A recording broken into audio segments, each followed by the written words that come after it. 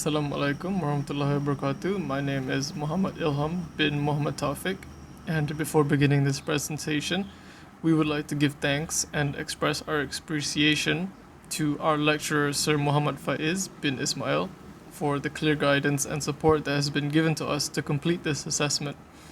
Now, this assignment aims to discuss the process of incorporation of companies, and our assignment was created in hopes to educate and elaborate on the particulars that needed to be included in the application for incorporation of a company, and also discuss its effects with appropriate relevant provisions in the Companies Act of 2016.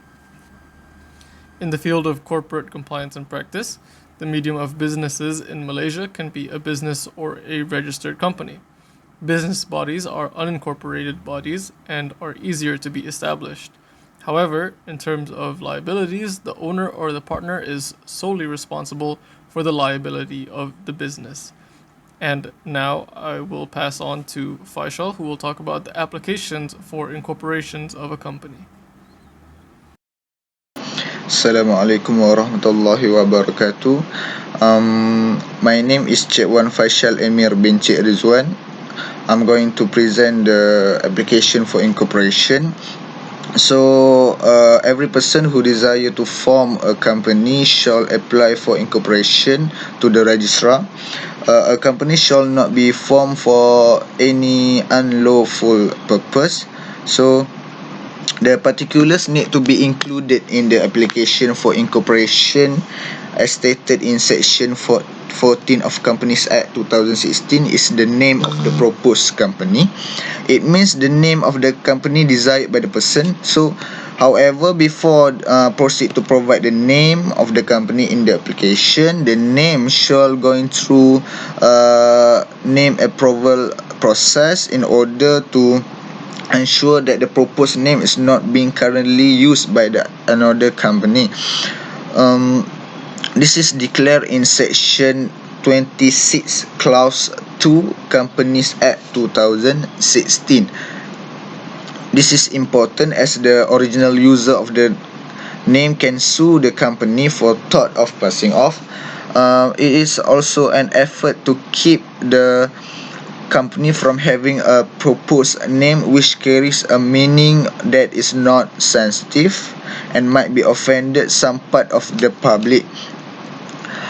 As expressed in section 27 clause 1 Companies Act, the person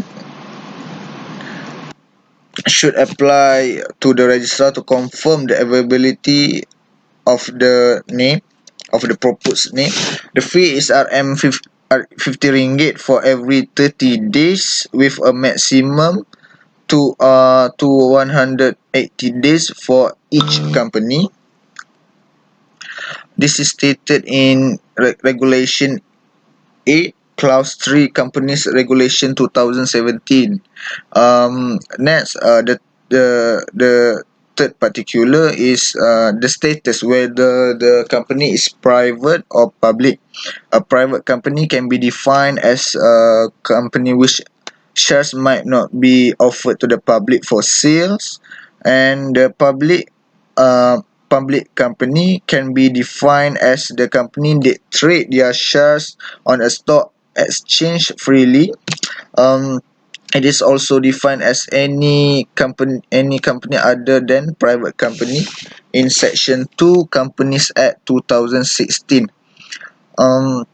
Public companies can be categorized into listed and non-listed companies. So the owner, the person should identify which category, which kind of companies he wants to form, whether private or public. So the third particular is nature of the business of the proposed company. So, nature of business refer to the types of the business in general. It covers from the regular process, economic entity, capital requirements, and types of risks. So, what kind of business they are going to venture, the person needs to inform. So, it is important so to know whether uh, the company uh, is not involved with any illegal activities such as money laundering. So besides that, the fourth particular is the proposed address of the registered office of the company. Every company has their own headquarters, so this is where they are conducting every activities of the company. So it is important to include this in the application in order to provide information for the responsible party. So along with that, uh, the person shall include the name, identification, nationality, and the ordinary place of residence of every person who is going to be the member of the company. Furthermore, the information where any of this person is body corporate, the corporate name, place of incorporation, registration number, and the registered office of the body corporate. Um, Person of body corporate, we can define this as a corporate person which has legal existence and identified by a particular name. So place of incorporation means the principal address of the corporation where it is incorporated in the state.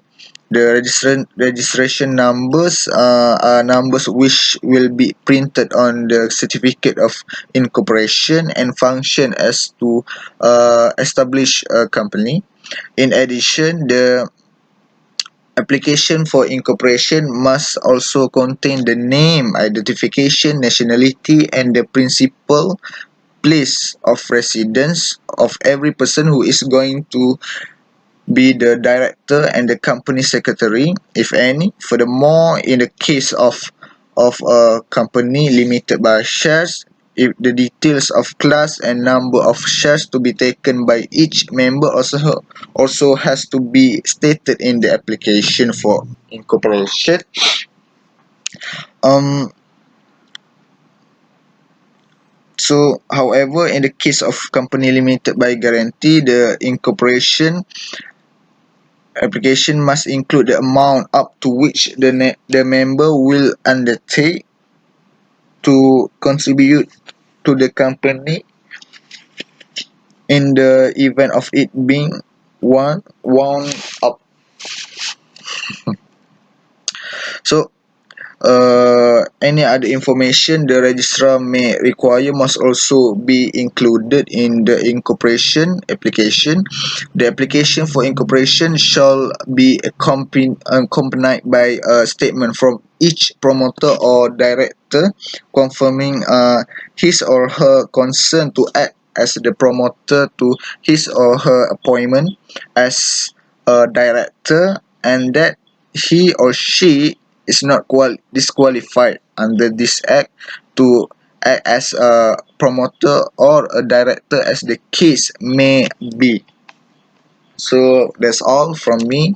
So that's the uh, presentation, the explanation of the application for incorporation. So thank you. Good morning to everyone. Today I would like to present to you guys about notice of registration. Well, according to Section 19 Companies Act 2016, notice of registration is a conclusive evidence that company has complied with all requirements needed by this act and is duly registered under this act. So basically, this means that notice of registration will be given to the company that have fulfilled all the requirements by the CCM or the registrar. In other words, the notice of registration is a proof that the company is fully registered in the CCM and does fulfill all the requirement needed by the CCM to be incorporated. So Section 15 of Companies Act 2016 also stated that when a company is incorporated, the register have to enter the particulars of the company in the register in the CCM. and the CCM also have to assign a registration number to the company. And next, after the company is incorporated, the CCM have to send the company notice of registration that stated that the company is incorporated legally according to the Companies Act. Assalamualaikum warahmatullahi wabarakatuh. My name is Cik Abdul Halim bin Cik Zakaria, and today I would like to explain to you about the effect of incorporation. So, the requirement for incorporations process state in section 14 of Company Act 2016, which is a person who desire to form a company should apply for incorporation to the registrar, and a company shall not be formed for any unlawful purpose. So without wasting time, I would like to go to the effect of incorporation. So the first effect is the company would be by the name and registration number. According to section 80, clause 1 in Company Act 2016, as stated in the principal register kept the registrar, the company must use the same name and registration number as used in the notice of registration under section 5. In this case, the company name and registration number is based on the first time that they registered. For example, if the company registered their name as Petronas, they must use this name and cannot change it. If they want to change their company name, they must refer to the section 28 Companies Act 2016. Okay, the next effect of incorporation is the company is every person in the company whose name stay as a member during application shall enter as member in the registered members. As we can look at section 80 plus clause 2 in Company Act 2060, it states that a body corporation by name would state in the notice of registration. It means a body corporate is the member of application and member of incorporation, and also every person has involved for incorporation. So we can know that the person who involved during incorporation of the company would be body corporate by the name stated in notice of registration. So the third effect is in section 18 clause 3 Company Act 2016. In that it states the effect of incorporation to the company is in case of company have share capital. The person whose name is stated in application shall be the shareholders and members of the company from time to time. The application for incorporation shall be accompanied by a statement for each promoter or director confirming. So they can be the shareholders or member of the company. Okay. Other than that, the last effect is the appointment of director or secretary whose name is in the statement shall be deemed to the appointment in the office as stated in section 2000 in section 18 clause 5 Company Act 2016.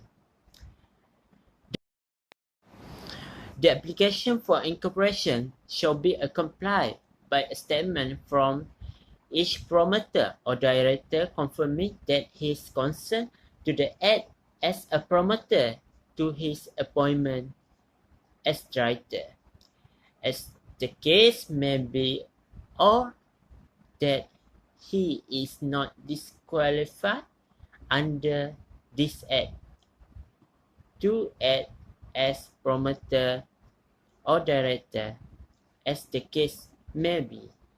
So that's all of effect the effect of incorporation to the company have stayed in under section 18 Companies Act 2016. That's all. Thank you. Hi and Assalamualaikum to the sir and the audience. So my name is Muhammad Kamal bin Muhammad Sufyan, 2019532123. So I will be explain about the application for a name change. So in this application, in the section 26 clause 2 Companies Act 2016, the criteria and the restriction for the name is chosen in this application. So in the section 27 clause 1 Companies Act 2016, a promoter shall apply to the registrar to confirm the availability of a proposed name, and the company need to pay 15 ringgit for every 30 days with a maximum of 180 days. So in the section 26 clause 1 Companies Act 2016, this application is to ensure that the proposed name that is to be used by the prospective company is not one that is being currently used by another. So, the application for the name change, if approved in within 3 months, then the submit application is for the incorporation under section 14. The second is by constitution. The next is a statement by the promoters and director of their concern and they are not disqualified to act. And the lastly is the fees of registration. So if the application for name change is not approved, then it must to be applied against. That's all. Thank you. In conclusion, this assignment has shed light on the requirements and effects of company incorporation. Among the many aspects that we have discussed, we have mentioned that the application for incorporation must include a statement by every person who desires to form a company, with the particulars including but not limited to the name of the proposed company, the status of whether the company is private or public, and the nature of the business of the proposed company, among many other examples.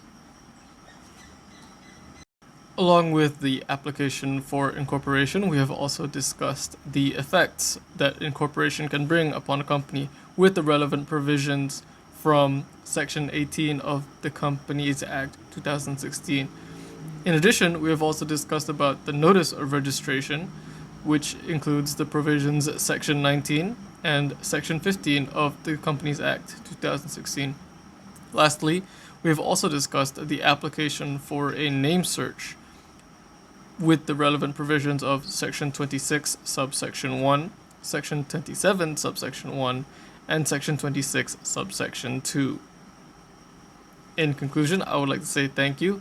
My name is Muhammad Ilham bin Muhammad Tawfiq, and this has been Group 2.